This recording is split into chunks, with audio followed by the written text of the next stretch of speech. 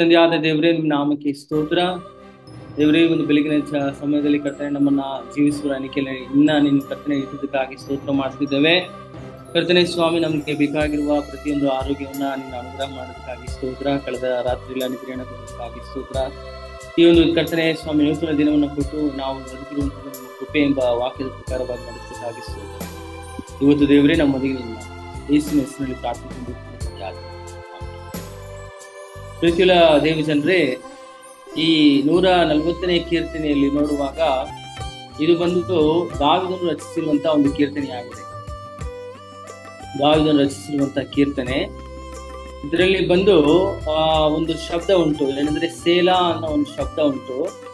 ಈ ಶಬ್ದ ಬಂದ್ಬಿಟ್ಟು 89ನೇ ಕೀರ್ತನೆಯ ನಂತರ, ಅಂದ್ರೆ ಸುಮಾರು 90ನೇ ಕೀರ್ತನೆಯಿಂದ ನೋಡ್ಬೇಕಂತ ಹೇಳಿದ್ರೆ ಅನೇಕ ಕೀರ್ತನೆಗಳಲ್ಲಿ ಈ ಶಬ್ದ ಕಂಡು ಬರೋದಿಲ್ಲ, ಅಲ್ಲಿಗೆ ನಿಂತು ಹೋಗಿರುವಂಥದ್ದು. ಆಮೇಲೆ ಈಗ ಮತ್ತೆ ತಿರುಗಿ 140ನೇ ಕೀರ್ತನೆಯಲ್ಲಿ ಮತ್ತೆ ಸ್ಟಾರ್ಟ್ ಆಗಿದೆ. ಮತ್ತೆ ಸೇಲಾ ಅನ್ನೋ ಒಂದು ಶಬ್ದ ಬರುತ್ತೆ. ನೀವು ಒಂದೆರಡು ವಚನವನ್ನ ಓದುವಾಗ ನಿಮ್ಗೆ ಗೊತ್ತಾಗುತ್ತೆ. ಸೊ ಈ ವಚನ ಬಂದ್ಬಿಟ್ಟು, ಅಂದ್ರೆ ಈ ಶಬ್ದ ಏನ್ ಸೂಚಿಸ್ತದೆ ಅಂತ ಹೇಳಿದ್ರೆ, ಅದು ಬಂದ್ಬಿಟ್ಟು ಆ ಸೇಲಾ ಅಂತ ಹೇಳಿದ್ರೆ ದೇವರಿಗೆ ಬಂದ್ಬಿಟ್ಟು ನಾವೇನ್ ಮಾಡ್ಬೇಕಂತ ಹೇಳಿದ್ರೆ ನಮ್ಮ ಕಾರ್ಯಗಳನ್ನ ಒಪ್ಪಿಸ್ಕೊಡ್ಬೇಕು ಅನ್ನೋ ಒಂದು ವಿಚಾರದಲ್ಲಿ ಅಲ್ಲಿ ಎಲ್ಲ ಸೈಲೆಂಟ್ ಆಗಿರ್ಬೇಕು ಅಥವಾ ನಿಶಬ್ದರಾಗಿರ್ಬೇಕು ಅನ್ನೋ ಒಂದು ವಿಚಾರವನ್ನ ಸೂಚಿಸ್ತದೆ. ಮತ್ತೆ ಒಂಥರ ಇಂಟರ್ಲೋಡ್ ಇದ್ದಂಗೆ ಅಲ್ಲಿವರೆಗೆ ಮಾತಾಡ್ತಾರೆ. ಸೇಲಾ ಅಂತ ಒಂದು ಬಂದಾಗ ಅಲ್ಲಿವರು ಎಲ್ರು ಸೈಲೆಂಟ್ ಆಗಿ ಇದು ಬಿಡುತ್ತಾರೆ. ಇನ್ನೊಂದು ಏನಂತ ಹೇಳಿದ್ರೆ, ಆ ಒಂದು ಸೇಲಾ ಒಂದು ಶಬ್ದ ಅಂತ ನೋಡುವಾಗ ಅದು ಬಂದ್ಬಿಟ್ಟು ದೇವರನ್ನ ಅಲ್ಲಿ ಪ್ರಸ್ತಾಪನೆ ಮಾಡುವಂತ ಒಂದು ಶಬ್ದವಾಗಿದೆ ಅಂತ ನಾವು ನೋಡಬಹುದು. ಇದು 90ನೇ ಕೀರ್ತನೆಯಿಂದ 140ನೇ ಕೀರ್ತನೆವರೆಗೆ ಅದು ಇದ್ದಿಲ್ಲ.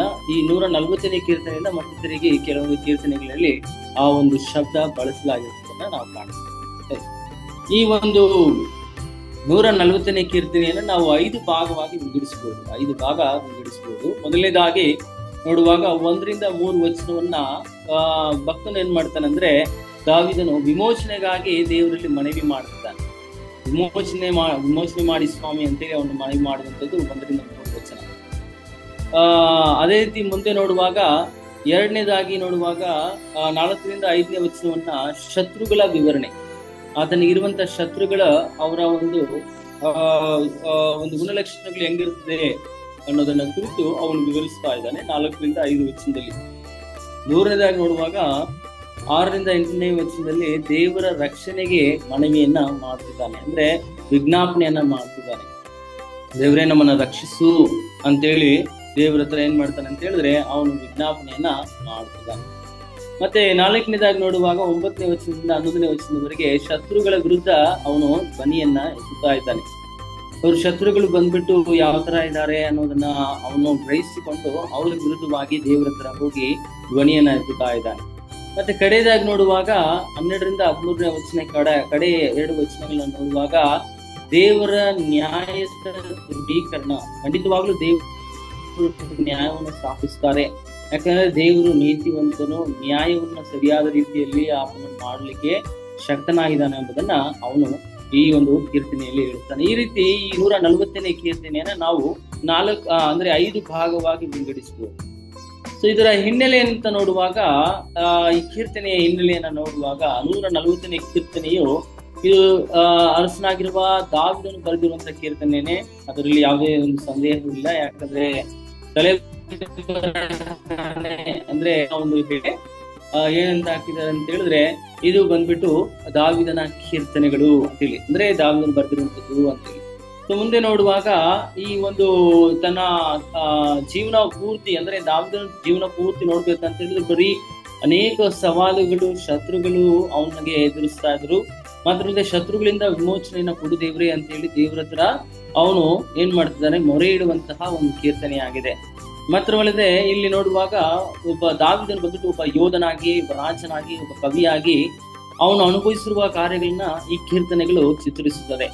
ಮತ್ತೆ ನೋಡುವಾಗ ಈ ಕೀರ್ತನೆಯು ಏನಾಗುತ್ತೆ ಅಂತ ಹೇಳಿದ್ರೆ, ಇದನ್ನ ಬರೆದಂತಹ ಗ್ರಂಥಕರ್ತ ಅಥವಾ ಇದನ್ನ ಲೇಖಕನ ಅವನು ಅನುಭವಿಸಿರುವಂತಹ ತೊಂದರೆ, ಅಪಾಯಗಳ ಸಮಯದಲ್ಲಿ ಅವನು ಯಾವ ರೀತಿಯಲ್ಲಿ ಬಂದ್ಬಿಟ್ಟು ತನ್ನ ಶತ್ರುಗಳು ಯಾವ ರೀತಿ ಎಲ್ಲ ಸಂಚನ್ನು ಮಾಡ್ತಾ ಇದ್ರು, ಆ ಒಂದು ಸಂಚುಗಳಿಂದ ದೇವರನ್ನ ಯಾವ ರೀತಿಯಲ್ಲಿ ಅವನು ಮರೆತು ಹೋಗ್ತಾ ಇದ್ದ, ದೇವರು ಯಾವ ರೀತಿಯಲ್ಲಿ ಹಸ್ತಕ್ಷೇಪ ಮಾಡಿ ಅಥವಾ ಮಧ್ಯಂತರ ಬಂದು ಅವನ ಎಲ್ಲಾ ಅಗತ್ಯಗಳನ್ನ ಪೂರೈಸಲು ಎಂಬುದನ್ನ ಕುರಿತು ಈ ಕೀರ್ತನೆಗಳಲ್ಲಿ ನಾವು ನೋಡ್ಬೋದು. ಅದು ಮಾತ್ರ ಅಲ್ಲದೆ ನೋಡುವಾಗ ಈ ಕೀರ್ತನೆ ಉದ್ದಕ್ಕೂ ನೋಡ್ಬೇಕಂತ ಹೇಳಿದ್ರೆ ಏನಂದ್ರೆ ಇದು ಶತ್ರುಗಳ ದುಷ್ಟತನ ಮತ್ತು ದೇವರ ನೀತಿಯ ನಡುವೆ ಇರುವಂತ ವ್ಯತ್ಯಾಸದ ಮೇಲೆ ಬಲವಾಗಿ ಬಂದ್ಬಿಟ್ಟು ಒತ್ತನ್ನ ಹೇಳ್ತಾ ಇದೆ. ಎರಡು ರೀತಿ ನಾವು ನೋಡಬಹುದು. ಒಂದು ಬಂದ್ಬಿಟ್ಟು ಒಂದು ದುಷ್ಟರು ಅಥವಾ ಶತ್ರುಗಳ ಒಂದು ಗುಣಲಕ್ಷಣಗಳು, ಅವ್ರು ಹೆಂಗಿರ್ತಾರೆ, ಯಾವ ರೀತಿ ಇರ್ತಾರೆ ಅನ್ನೋದನ್ನ ಕುರಿತು ಹೇಳೋದ್ರ ಜೊತೆಗೆ ದೇವರು ಎಂತವನು ಅನ್ನೋದನ್ನ ಕುರಿತು ಈ ಒಂದು ಕೀರ್ತನೆ ನಮಗೆ ಸ್ಪಷ್ಟವಾಗಿ ಹೇಳುವಂತದ್ದಾಗಿರುತ್ತೆ.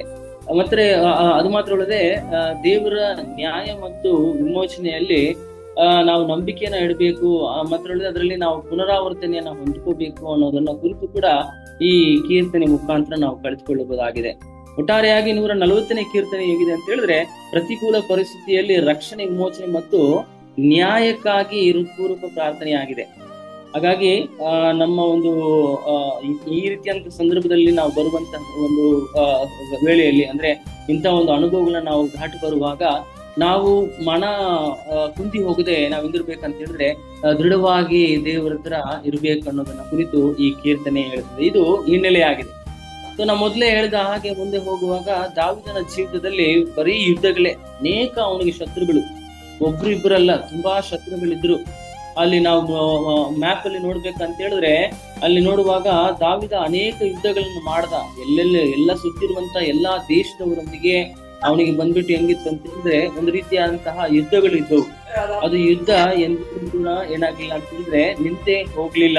ನೋಡುವಾಗ ತನ್ನ ಆಳ್ವಿಕೆಯ ಉದ್ದಕ್ಕೂ ದಾವೀದನ ಹೇಗಿದೆ ಅಂತ ಹೇಳಿದ್ರೆ ಇಸ್ರೇಲ್ ಪ್ರದೇಶ ಮತ್ತು ಪ್ರಭಾವವನ್ನು ವಿಸ್ತರಿಸಲು ವಿವಿಧ ಕಾರ್ಯಾಚರಣೆಗಳನ್ನ ತೊಡಗಿಸಿಕೊಂಡಂತೆ, ಅಂದ್ರೆ ಯುದ್ಧಗಳನ್ನ ಮಾಡ್ತಾ ಇದ್ದಂತೆ.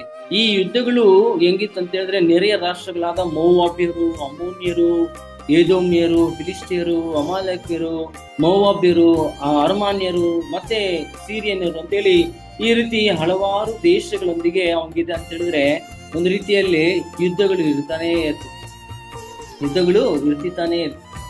ಅವನಿಗೆ ನೋಡ್ಬೇಕಂತ ಹೇಳಿದ್ರೆ ಅನೇಕ ಶತ್ರುಗಳು ಕೂಡ ಇದ್ರು.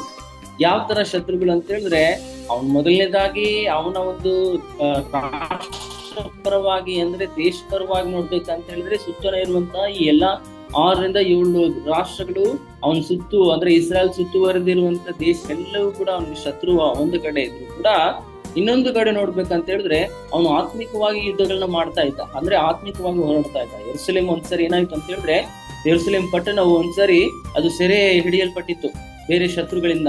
ಆ ಯೆರೂಸಲೇಮ್ ಪಟ್ಟಣ ಮುತ್ತಿಗೆ ಮಾಡಿ ಮತ್ತೆ ಆ ಒಂದು ಶತ್ರು ಸೈನ್ಯವನ್ನೆಲ್ಲ ಬಡಿದು ಆ ಯೆರೂಸಲೇಮ್ ಅನ್ನ ಬಿಡಿಸ್ಕೊಳ್ತಾ ಇದ್ವಿ.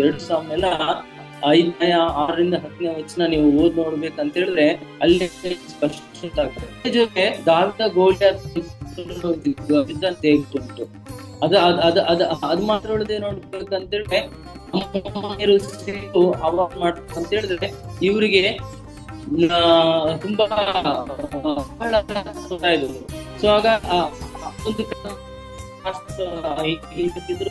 ಸ್ವಂತ ಮನೆಯಲ್ಲಿ ಅವನಿಗೆ ಅನೇಕ ತೊಂದರೆಗಳು ಹೇಳುತ್ತಾ ಇತ್ತು. ಹೆಂಗಂದ್ರೆ ಒಂದು ರಾಜ್ಯಭಾರವನ್ನ ಕಿತ್ಕೋಬೇಕು ಅನ್ನೋದನ್ನ ನೋಡುವಾಗ ಅವನ ಮಕ್ಕಳಿಗೆ ಅನೇಕರು ಬಂದ್ಬಿಟ್ಟು ಏನ್ ಮಾಡ್ತಾರೆ ದಾಸನಿಗೆ ವಿರುದ್ಧವಾಗಿ ಮಾಡ್ತಾ ಇದ್ರು, ಯುದ್ಧಗಳನ್ನ ಮಾಡ್ತಾ ಇದ್ರು, ದಂಗೆಗಳನ್ನ ಹೇಳುದು. ಸೊ ಇದು ಸೊ ಇತಿ ಇರುವಂತಹ ವ್ಯಕ್ತಿಗೆ ಈ ಒಂದು ಸನ್ನಿವೇಶ ಅವನು ಕುಂತ್ಕೊಂಡೇ ಬೆಳೀತಾ ಇದ್ದಾರೆ. ಸೊ ಇದು ನೋಡ್ಬೇಕಂತ ಹೇಳಿದ್ರೆ ನಮ್ಮ ಜೀವನದಲ್ಲಿ ನಾವು ದಿನೇ ಹಾದು ಬರುವಂತಹ ಪ್ರತಿಯೊಂದು ಸನ್ನಿವೇಶಗಳನ್ನ ಒಳಗೊಂಡಿರುವುದಲ್ಲದೆ ಹೆಚ್ಚಾಗಿ ಒಬ್ಬ ರಾಜನಾಗಿ ಅರಸನಾಗಿ ತನ್ನ ಒಂದು ಜೀವಿತದಲ್ಲಿ ಅವನು ಅನುಭವಿಸುವಂತಹ ಇಕ್ಕಟ್ಟುಗಳು, ತೊಂದರೆಗಳು, ತಾಪತ್ರಯಗಳು ಎಂಥದ್ದು ಅಂತ ಹೇಳಿ ಅವನೇನ್ ಮಾಡ್ತಿದ್ದಾನೆ ಅಂತ ಹೇಳಿದ್ರೆ ಯೋಜನೆಗಳಲ್ಲಿ ಇದ್ದಾನೆ. ಸೊ ನಾವು ಮುಂದೆ ನೋಡುವಾಗ ಇದು ಮೊದಲನೇ ಭಾಗ ಅಂದ್ರೆ 5 ಭಾಗವನ್ನ ನಾವು ವಿಂಗಡಿಸಿದ್ವಿ. ಅದ್ರಲ್ಲಿ ಮೊದಲನೇ ಭಾಗ ನೋಡುವಾಗ 1-3 ವಚನದಲ್ಲಿ ನೋಡುವಾಗ ಅಲ್ಲಿ 3 ವಚನ ನೋಡಿ ಹಂಗೆ ಹೇಳಿರ್ತದೆ. 1ನೇ ವಚನದಿಂದ ಹೆಂಗೆ ಹೇಳ್ತದೆ ನೋಡ್ರಿ. ಕೀರ್ತನೆ 141-3 ಯೆಹೋವನೇ ಕೆಡುಕರಿಂದ ನನ್ನನ್ನು ಬಿಡಿಸು, ಬಲಾತ್ಕಾರಿಗಳಿಗೆ ತಪ್ಪಿಸಿ ಕಾಪಾಡು. ಅವರು ಕೇಡು ಕಲ್ಪಿಸುತ್ತಾರೆ, ಯಾವಾಗಲೂ ಜಗಳ ಕಲ್ಪಿಸುತ್ತಾರೆ, ತಮ್ಮ ನಾಲಿಗೆಯನ್ನು ಸತ್ತಂತೆ ಹದ ಮಾಡುತ್ತಾರೆ. ಅವರ ತುಟಿಗಳ ಹಿಂದೆ ಇದೆ, ಅವರ ತುಟಿಗಳ ಹಿಂದೆ ಹೇಳಿದ್ರೆ ವಿಷ ಅಂತ ಇದ್ದಾನೆ. ಸೊ ದೇವ್ರೆ ದಾವಿದನು ಯಾವ ರೀತಿಯಲ್ಲಿ ತನ್ನ ಶತ್ರುಗಳ ಒಂದು ಕಾರ್ಯಗಳನ್ನ ಅಂದ್ರೆ ಅವ್ರು ಬಂದ್ಬಿಟ್ಟು ಒಂದು ಸರ್ಪದಂತೆ ಇದ್ದಾರೆ ಅನ್ನೋದನ್ನ ಅವ್ರು ಮಾಡ್ತಿದ್ದಾನೆ ಇಲ್ಲಿ ಮನದಟ್ಟು ಮಾಡ್ಕೊಂಡು ಅವ್ನು ಹೇಳ್ತಿದ್ದಾನೆ ಕ್ಲಿಯರ್ ಆಗಿ. ನಾವು ಹೊಸ ಒಡಂಬಡಿಕೆಯಲ್ಲಿ ನೋಡುವಾಗ ರೋಮಪುರ 3ನೇ ಅಧ್ಯಾಯ 13ನೇ ವಚನದಲ್ಲಿ ನಾವು ನೋಡುವಾಗ ಇದೇ ಒಂದು ವಿಚಾರ, ಈ 160ನೇ ಕೀರ್ತನೆ 3ನೇ ವಚನದಲ್ಲಿ ಇರುವಂತಹ ಅದೇ ಅಂಶ ರೋಮಪುರದವರಿಗೆ 3ನೇ ಅಧ್ಯಾಯ 10ನೇ ವಚನ ನೋಡ್ಬೇಕಂತ ಹೇಳಿದ್ರೆ 13ನೇ ವಚನದಲ್ಲಿ ನೋಡ್ರಿ ಹೆಂಗಿದೆ ಅಂತ. ಯಾವ್ದು ರೋಮಪುರ 3:13 ನೋಡ್ರಿ, ಅವರ ಗಂಟಲು ತೆರೆದಿರುವ ಸಮಾಧಿಯಾಗಿದೆ, ಅವರು ನಾಲಿಗೆಯಿಂದ ವಂಚನೆಯ ಮಾತುಗಳನ್ನು ಆಡುತ್ತಾರೆ, ಅವರ ತುಟಿಗಳ ಹಿಂದೆ ಹಾವಿನ ವಿಷವಿದೆ. ಅವರ ತುಟಿಗಳ ಹಿಂದೆ ಹಾವಿನ ವಿಷವಿದೆ. ನೋಡಿ, ಈ ಎರಡು ಕೀರ್ತನೆ ಅಂದ್ರೆ ಈ ಕೀರ್ತನೆ 140 ಮತ್ತೆ 3ನೇ ವಚನ ಹಾಗೂ ರೋಮಪುರ 3:13 ಮಾಡ್ಬೇಕಂತ ಹೇಳಿದ್ರೆ ಒಂದೇ ವಿಚಾರವನ್ನ ಕುರಿತು ಹೇಳ್ತಾ ಇದೆ. ಸೊ ಒಂದು ಪೌಲನು ನೋಡುವಾಗ ಈ ಒಂದು ರೋಮಪುರದವರಿಗೆ ಬರ್ತಕ್ಕಂಥ ಅಲ್ಲಿ ಇದ್ದಾನೆ, ನೀತಿವಂತರು ಇಲ್ಲ, ಎಲ್ಲಿ ಕೆಟ್ಟೋಗಿದ್ದಾರೆ, ಕೆಲಸಕ್ಕೆ ಬಾರದವರಿದ್ದಾರೆ, ಪಾಪಿಗಳಾಗಿದ್ದಾರೆ, ನಿಷ್ಠುರರಾಗಿದ್ದಾರೆ, ಒಳ್ಳೆದನ್ನು ಮಾಡುವಂತವ್ರು ಯಾರು ಇಲ್ಲ ಅಂತೇಳಿ ಹೇಳ್ತಾ ಅವನ ಒಂದು ಕಾರ್ಯಗಳನ್ನ ವಿವರಣೆ ಮಾಡುವಾಗ ಇಂದು ಕೂಡ ಹೇಳ್ತಿದ್ದಾನೆ, ಅವರ ಮಾತುಗಳೆಲ್ಲ ಹೆಂಗಿದೆ ಅಂತ ಹೇಳಿದ್ರೆ ಹಾವಿನ ವಿಷದ ಹಾಗೆ ಇದೆ. ಪ್ರೀತಿಯ ದೇವ್ ಜನರೇ, ನಮ್ಮ ದೇವರ ವಾಕ್ಯ ವಿವೃತ್ತಿಗಳಿದ್ರೆ ನಿಮ್ಮ ಸಂಭಾಷಣೆಯು ರಸವತ್ತಾಗಿರಲಿ, ಇಂಪಾಗಿರ್ಲಿ ಅಂತ ದೇವ್ರ ವಾಕ್ಯ ಹೇಳ್ತಾ ಇದೆ. ಸೊ ಇವತ್ತು ನಾವು ಮಾತನಾಡುವಂತಹ ಮಾತುಗಳು ಯಾವ ರೀತಿಯಾಗಿದೆ ಅನ್ನೋದನ್ನ ನಾವು ಯೋಚನೆ ಮಾಡಬೇಕು. ಬೇರೆಯವರ ಒಂದು ಮನಸ್ಸನ್ನು ನೋಯಿಸುವಂತ ಮಾತುಗಳನ್ನ ನಾವು ಮಾತಾಡಬಾರ್ದು. ಸೊ ಬರ್ಗಮನ್ ಸೈ ಅವರ ಒಂದು ಹಾಡು ಈ ರೀತಿ ಇದೆ ಅಂತ ಹೇಳಿದ್ರೆ, ಈ ದಿನದ ಪ್ರತಿಯೊಂದು ನಿಮಿಷವೂ ನಿನ್ನ ಒಂದು ಚಿತ್ತವನ್ನ ನಾವು ನೆರವೇರಿಸಬೇಕು, ನನ್ನ ಬಾಯ ಮಾತೆಲ್ಲ ಏನಾಗ್ಬೇಕಂತ ಹೇಳಿದ್ರೆ ನೊಂದ ಮನಸ್ಸನ್ನ ಸಂತೈಸಬೇಕು ಅಂತ ಅವರು ಹಾಡಿರ್ತಾರೆ. ಸೊ ಹಂಗಾಗಿ ನಮ್ಮ ಮಾತುಗಳು ಯಾವ ತರ ಇದೆ, ನಾವು ಬಾಯಿ ತೆರೆದ್ರೆ ಯಾವ ತರ ಇದೀವಿ, ನಾವು ಬಂದ್ಬಿಟ್ಟು ಬೇರೆಯವರಿಗೆ ಸಂತೈಸುವ ಮಾತುಗಳನ್ನು ಆಡ್ತಾ ಇದೀವ, ಅಥವಾ ವಿಶ್ವ ಸರ್ಪದ ಹಾಗೆ ನಮ್ಮ ಮಾತುಗಳು ಬಂದ್ಬಿಟ್ಟು ಬೇರೆಯವರಂತ ಆಗ್ತಾ ಇದೆಯಾ ಅನ್ನೋದನ್ನ ಕುರಿತು ನಾವು ಯೋಚನೆ ಮಾಡಬೇಕು. ದಾವಿದನಿಗೆ ಈ ರೀತಿ ಅನೇಕರು ವಿಷದ ಮಾತುಗಳನ್ನ ಹಾಡ್ತಿರ್ಬೋದು. ಅವನು ಒಂದ್ ವೇಳೆ ಅವನ ಮನೆಯಲ್ಲಿ ಇರ್ಬೋದು, ಅಥವಾ ಅವನ ಶತ್ರು ಅಂದ್ರೆ ನೆರೆದಿರುವಂತ ಶತ್ರುಗಳಾಗಿರ್ಬೋದು, ಅಥವಾ ವೈಯಕ್ತಿಕವಾದ ಒಂದು ಆತ್ಮಿಕ ಜೀವಿತದಲ್ಲಿ ನೋಡ್ಬೇಕಂದ್ರೆ ಸೈತಾನನು ಅವನನ್ನ ಬಂದ್ಬಿಟ್ಟು ನಿಂದಿಸ್ತಾ ಇರ್ಬೋದು, ಪಾಪಿ ದ್ರೋಹಿ ಅನ್ನೋದನ್ನ. ಸೊ ಆದಾಗಿ ಕೂಡ ನನ್ನ ದೇವರ ಮೇಲೆ ಇರುವಂತ ನಂಬಿಕೆಯನ್ನು ಇರ್ತದೆ, ದೇವರ ಹತ್ರ ಹೋಗಿ ಅವನು ಇವತ್ತು ನಮಗೆ ವಿರುದ್ಧವಾಗಿ ಮಾತನಾಡುವುದಕ್ಕೆ ನಾವೇನ್ ಮಾಡ್ತಾ ಇದ್ದೀವಿ ಅನ್ನೋದನ್ನ ನಾವು ಯೋಚನೆ ಮಾಡ್ಬೇಕು. ಎರಡನೇದಾಗಿ, ನಾವು ಪರರಿಗೆ ಮಾತನಾಡುವಾಗ ಯಾವ ರೀತಿಯಲ್ಲಿ ಮಾತನಾಡ್ತಾ ಇದ್ವಿ. ಸೊ ಇವತ್ತು ನೋಡ್ಬೇಕಂತ ಹೇಳಿದ್ರೆ ಅಧಿಕಾರ ಉಂಟು ಅಂತ ಹೇಳಿ ಅನೇಕರು ಏನ್ ಮಾಡ್ತಾರೆ ಅಂತ ಹೇಳಿದ್ರೆ ಬಾಯಿಗೆ ಬಂದಂಗೆ ಮಾತನಾಡ್ತಾ ಇರ್ತಾರೆ, ಇಲ್ಲಿಯಾ ಹೌದಾ? ಸೊ ದೇವ್ರ ವಾಕ್ಯ ಹೇಳ್ತಾ ಇದೆ, ಮನುಷ್ಯನು ಮಾತನಾಡುವ ಪ್ರತಿಯೊಂದು ಮಾತಿಗೆ ನ್ಯಾಯ ತೀರ್ಪಿನ ಕಾಲದಲ್ಲಿ ಲೆಕ್ಕ ಕೊಡ್ಬೇಕಂತೆ. ಸೊ ಇವತ್ತು ಯಾವುದೇ ಒಂದು ಮಾತಾಡಿದ್ರು ಕೂಡ ಬಾಯಲ್ಲಿ ಅವನು ಏನ್ ಮಾಡ್ಬೇಕಂತ ಹೇಳಿದ್ರೆ, ಅವನು ಸಾಧಾರಣವಾಗಿ ಅವನು ಮಾತನಾಡುವ ವಿಚಾರವಾಗಿರ್ಬೋದು, ಅಥವಾ ಗಂಭೀರವಾಗಿ ಮಾತನಾಡುವ ವಿಚಾರವಾಗಿರ್ಬೋದು, ಎಂತದೇ ಇರ್ಲಿ, ಅವನು ಎಂತ ಒಂದು ಮಾತೇ ಮಾತಾಡ್ಲಿ, ಅದಕ್ಕೆಲ್ಲ ಅವನೇನ್ ಮಾಡ್ಬೇಕಂತೆ ಲೆಕ್ಕ ಕೊಡ್ಬೇಕು. ಪ್ರೀತಿಯುಳ್ಳ ದೇವ್ ಜನರೇ, ನಮ್ಮ ನಾಲಿಗೆಯನ್ನ ನಾವು ಹತೋಟಿಯಲ್ಲಿ ಇಡ್ಬೇಕು. ನಾವು ಜ್ಞಾನೋಕ್ತಿಯಲ್ಲಿ ನೋಡ್ಬೇಕಂತ ಹೇಳಿದ್ರೆ, ಬಾಯಿ ಅಂದ್ರೆ ನೀನು ಬಹು ದಿವಸ ಬಾಳಿ ಬದುಕಬೇಕಾ, ಹಂಗಾರೆ ನಿನ್ನ ಆಯುಷ್ಕಾಲ ಚೆನ್ನಾಗಿರ್ಬೇಕಂತ ಹೇಳಿದ್ರೆ ನಿನ್ ಬಾಯಿನ ನಿನ್ ಕಾಯಿ, ತುಟಿನ ನಿನ್ ಕಾಯಿ ಅಂತ ಹೇಳ್ತದೆ. ಜೀವನ್ ಮರಣಗಳು ನಾಲಿಗೆಯ ವಶ ಅಂತ ಜ್ಞಾನೋಕ್ತಿಗಳಲ್ಲಿ ವಚನ ಉಂಟು. ಪ್ರೀತಿಯುಳ್ಳ ದೇವ ಜನರೇ, ನಮ್ಮ ಬಾಯಿಯ ಮಾತು ಯಾವ ತರ ಇದೆ ಅನ್ನೋದನ್ನ ನಾವು ಯೋಚನೆ ಮಾಡಬಹುದು. ಎರಡನೇದಾಗಿ ನೋಡೋಣ, ನೋಡ್ರಿ, ಶತ್ರುಗಳ ವಿವರಣೆ 4ರಿಂದ 5ನೇ ವರ್ಷದಲ್ಲಿ ನೋಡ್ರಿ, ಯೆಹೋವನೇ ಭಕ್ತನು ಈ ರೀತಿ ಹೇಳ್ತಾನೆ, ಯೆಹೋವನೇ ದುಷ್ಟರ ಕೈಗೆ ಸಿಕ್ಕದಂತೆ ನನ್ನನ್ನು ಕಾಪಾಡು, ಬಲಾತ್ಕಾರಿಗಳಿಗೆ ತಪ್ಪಿಸಿ ರಕ್ಷಿಸು, ಅವರು ನನ್ನ ಕಾಲುಗಳನ್ನ ಎಡವಿಸಿ ಬಿಡಬೇಕೆಂದು ಯೋಚಿಸ್ತಾ ಇದ್ದಾರೆ. ಗರ್ಭಿಷ್ಠರು ನನಗೋಸ್ಕರ ಗುಪ್ತ ಸ್ಥಳದಲ್ಲಿ ಉರುಳನ್ನು ಪಾರ್ಶ್ವಗಳನ್ನು ಇಟ್ಟಿದ್ದಾರೆ, ದಾರಿಯ ಮಕ್ಕಳಲ್ಲಿ ಬಲೆ ಹಾಸಿದ್ದಾರೆ, ನನಗಾಗಿ ಗೋಣಿಟ್ಟಿದ್ದಾರೆ. ಸೆಲಾ. ನೋಡ್ರಿ, ಅಲ್ಲಿ ನೋಡುವಾಗ ಅವನಿಗೆ ಬಂದ್ಬಿಟ್ಟು ದಾವಿದನಿಗೆ ಎಲ್ಲಿ ಹೋಗ್ಬೇಕಂದ್ರು ಅಲ್ಲೆಲ್ಲ ಬರೀ ಬಳೆಗಳೇ ಇತ್ತಂತೆ.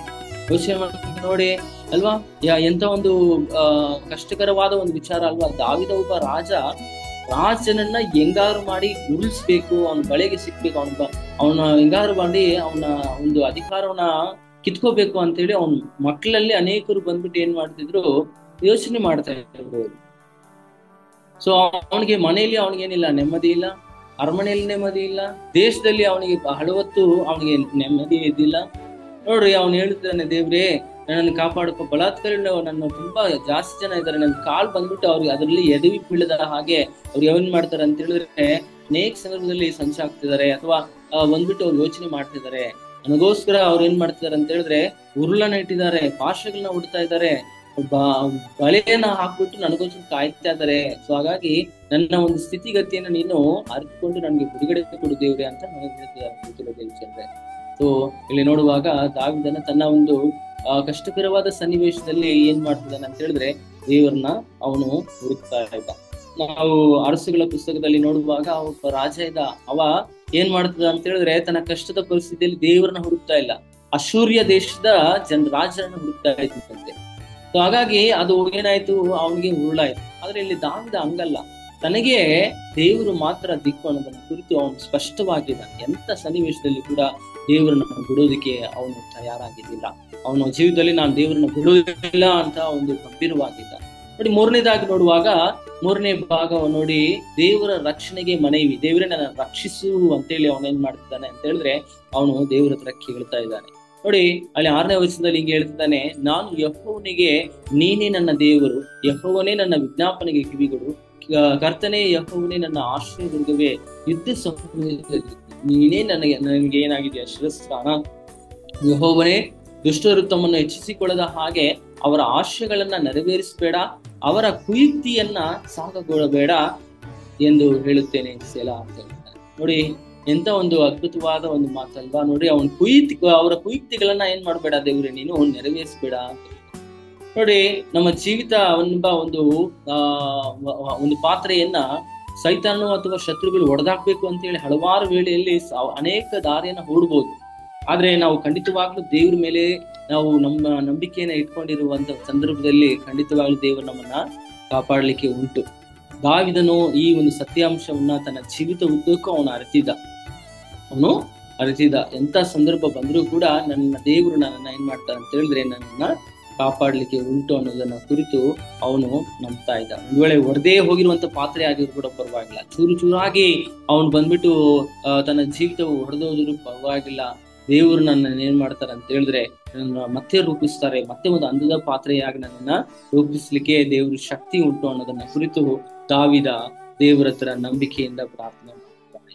ನೋಡಿ, ಶತ್ರುಗಳ ವಿರುದ್ಧವಾಗಿ ಮುಂದೆ 4ನೇ ಭಾಗವಾಗಿ ಅವನು ಹೇಳುತ್ತಾನೆ, ಶತ್ರುಗಳ ವಿರುದ್ಧವಾಗಿ ಅವನು ಧ್ವನಿಯನ್ನ ಎತ್ತುತ್ತಾ ಇದ್ದಾನೆ. 9ನೇ ವಚನದಿಂದ 11ನೇ ವಚನದಲ್ಲಿ, ದೇವ್ರೇ ನನಗೆ ಹೆಂಗಿದ್ದಾರೆ ಅಂತ ಹೇಳಿದ್ರೆ ನನ್ನ ಸುತ್ತಕೊಂಡಿರುವಂತಹ ತುಟಿಗಳು ಕೇಡು ಅವ್ರ ತಲೆಯ ಮೇಲೆಯೇ ಬರ್ಲಿ. ನನ್ನ ಸಿಕ್ಕಾಪಟ್ಟೆ ಜನ ಸುತ್ತಕೊಂಡಿದ್ದಾರೆ, ಬರ್ಬೇಕಾಗಿರೋ ಕೇಡೆಲ್ಲ ಅವ್ರ ಮೇಲೆ ಬರ್ಲಿ ದೇವ್ರೆ, ಅವರ ಮೇಲೆ ಕೆಂಡಗಳು ಸುರಿಯಲಿ, ಅವರು ಅಗ್ನಿ ಕುಂಡದೊಳಕ್ಕೆ ದೊಡ್ಡ ಮಡುವಿನೊಳಕ್ಕೆ ದೊಬ್ಬಲ್ಪಟ್ಟು ತಿರುಗಿ ಎಳೆದಿರಲಿ, ಚಾಡಿಗಾರನು ದೇಶದಲ್ಲಿ ಉಳಿಯನು, ಕೇಡು ಬಲಾತ್ಕಾರಿಯನ್ನು ಹಿಂದಟ್ಟಿ ಕೆಡವಿ ಬಿಡುವುದು ಅಂತ. ನೋಡಿ, ಅವನ ಚಾಡಿಗಾರರು ದೇಶದಲ್ಲೇ ಇದ್ರು, ಅವನೆಷ್ಟೇ ರಾಜನಾಗಿ ಕೆಲಸಗಳನ್ನ ಮಾಡ್ತಾ ಇದ್ರು ಕೂಡ, ಎಷ್ಟೇ ಯುದ್ಧಗಳನ್ನ ಗೆದ್ದಿದ್ರು ಕೂಡ ಅನೇಕರು ಬಂದು ಚಾಡಿ ಹೇಳ್ತಾ ಇರ್ಬೋದು, ಒಂದ್ ವೇಳೆ ನಿನ್ನಿಂದನೇ ಹಿಂಗಾಯ್ತು, ನೀನ್ ಬಂದ್ಬಿಟ್ಟು ಹೆಂಗಾಗ್ತಿದ್ಯಾ, ನೀನ್ ಸುಮ್ಗೆನೆ ಇಲ್ಲ, ನಿನ್ ಕೈ ಬರೀ ರಕ್ತದ ಕೈ ಆಗಿದೆ, ಹಾಗಾಗಿ ಯಾವಾಗ್ಲೂ ಯುದ್ಧ ಮಾಡ್ತಾ ಇದೆಯಾ, ನಮ್ಗೆ ನೆಮ್ಮದಿನೇ ಇಲ್ಲ ಅನ್ನೋದನ್ನ ಕುರಿತು ಒಂದ್ ವೇಳೆ ಜನಗಳನ್ನ ಏನ್ ಮಾಡ್ತಾ ಇದಾರೆ ಅಂತ ಹೇಳಿದ್ರೆ ಅವನನ್ನ ದೂರ್ತಾ ಇರ್ಬೋದು, ಅವನಿಗೆ ಚಾಡಿ ಹೇಳ್ತಾ ಇರ್ಬೋದು. ಇದೆಲ್ಲ ಅವನ ಮನಸ್ಸಿನಲ್ಲಿ ಇಟ್ಕೊಂಡು ಅವನೇನ್ ಮಾಡ್ತಾನೆ, ದೇವ್ರ ಹತ್ರ ಹೇಳ್ತಾನೆ, ದೇವ್ರೇ ಇಂತಹ ಒಂದು ಸನ್ನಿವೇಶದಲ್ಲಿ ಬರುತ್ತಿರುವಂತಹ ವೈರಿಗಳ ಒಂದು ಕಾರ್ಯಗಳೆಲ್ಲ ಅವ್ರ ಮೇಲೆ ಬೀಳಲಿ, ಯಾರೆಲ್ಲ ವೈರಿಗಳಿದಾರೋ ಅವ್ರಿಗೆ ಬಂದ್ಬಿಟ್ಟು ಕೆಂಡಗಳು ಬೀಳಲಿ ದೇವ್ರೆ ಅಂತೇಳಿ ದೇವ್ರ ಹತ್ರ ಪ್ರಾರ್ಥನೆ ಮಾಡ್ತದೆ. ಯಾಕಂತ ಹೇಳಿದ್ರೆ ಆ ಸುತ್ತು ನೆರೆದಿರುವಂತಹ ಶತ್ರು ದೇಶದವರೆಲ್ಲರೂ ಕೂಡ ಹೆಂಗಂದ್ರೆ ಅವರು ನಾಶಕ್ಕೆ ಅಥವಾ ನಾಶನಕ್ಕೆ ಗುರಿಯಾದವರು ಎಂಬುದಾಗಿ ದೇವರ ವಾಕ್ಯವು ನಮ್ಗೆ ಸ್ಪಷ್ಟವಾಗಿ ತಿಳಿಸುತ್ತೆ. ನೋಡಿ, ಅವರೆಲ್ಲರೂ ಕೂಡ ಹೆಂಗಂತ ಹೇಳಿದ್ರೆ ಎಲ್ಲಾ ಪ್ರಕೃತಿ ನಿಯಮವನ್ನು ಮೀರಿ ಪಾಪಗಳನ್ನ ಮಾಡುವಂತವ್ರು ಅವರೆಲ್ಲ, ಸುತ್ತಿ ನಡೆದಿರುವಂತಹ ದೇಶಗಳೆಲ್ಲ ಅವರು. ಹಾಗಾಗಿ ಅವರೆಲ್ಲರೂ ಕೂಡ ಹೆಂಗಂತ ಹೇಳಿದ್ರೆ ನ್ಯಾಯ ತೀರ್ಪಿಗೆ ಗುರಿಯಾದವರು ಎಂಬುದನ್ನ ಅವನೇನ್ ಮಾಡ್ತಿದ್ದಾನೆ ಅಂತ ಹೇಳಿದ್ರೆ ಈ ವಚನಗಳ ಮುಖಾಂತರವಾಗಿ ನಮ್ಗೆ ತಿಳಿಯಪಡಿಸ್ತಾನೆ. ದೇವ್ರ ವಾಕ್ಯವು ಕೂಡ ಹಂಗೆ ಹೇಳ್ತಾ ಇದೆ, ಒಂದು ನೆರೆದಿರುವಂತಹ ಶತ್ರು ದೇಶದವರೆಲ್ಲರೂ ಕೂಡ ಹೆಂಗಂತ ಹೇಳಿದ್ರೆ ಅವರು ತಮ್ಮ ಒಂದು ವಿಗ್ರಹಾರಾಧನೆ ಮುಖಾಂತರ, ತಮ್ಮ ಮಕ್ಕಳನ್ನ ಆಹುತಿ ಕೊಡುವುದ್ರ ಮುಖಾಂತರ, ಪ್ರಕೃತಿಗೆ ಮೀರಿದ ಪಾಪಗಳನ್ನ ಮುಖಾಂತರ, ಮಾತ್ರ ಅಲ್ಲದೆ ದೇವರನ್ನ ಬಿಟ್ಟು ಬೇರೆ ಅನ್ಯ ಕಾರ್ಯಗಳನ್ನ ಅವರು ಅವಲಂಬಿಸುವುದ್ರ ಮುಖಾಂತರ, ಮನುಷ್ಯರಿಗೆ ಮೊದಲು ಸ್ಥಾನವನ್ನು ಕೊಡುವುದ್ರ ಮುಖಾಂತರ, ಹಿಂಗೆ ಹಲವು ಕಾರ್ಯಗಳನ್ನ ಮಾಡ್ತಾ ಇರೋದ್ರಿಂದ ದೇವರು ಆಯಾ ರಾಜ್ಯಗಳಿಗೆ, ರಾಷ್ಟ್ರಗಳಿಗೆ ಒಂದೊಂದು ನ್ಯಾಯ ತೀರ್ಪಿನ ಅವಧಿಯನ್ನ ಇಟ್ಟಿದ್ದ. ಒಂದೊಂದು ರಾಷ್ಟ್ರವು ಕೂಡ ಅಳಿದು ಹೋಗುವಂತೆ ಒಂದೊಂದು ಕಾರ್ಯಗಳನ್ನ ಮಾಡ್ತಾ ಇದ್ದ. ನಮ್ಗೆ ಬೈಬಲ್ ನೋಡುವಾಗ ಅನೇಕ ರಾಜ್ಯಗಳನ್ನ ದೇವರು ಏನ್ ಮಾಡ್ದ ಅಂತ ಹೇಳಿದ್ರೆ ಉಳಿಸಿದ.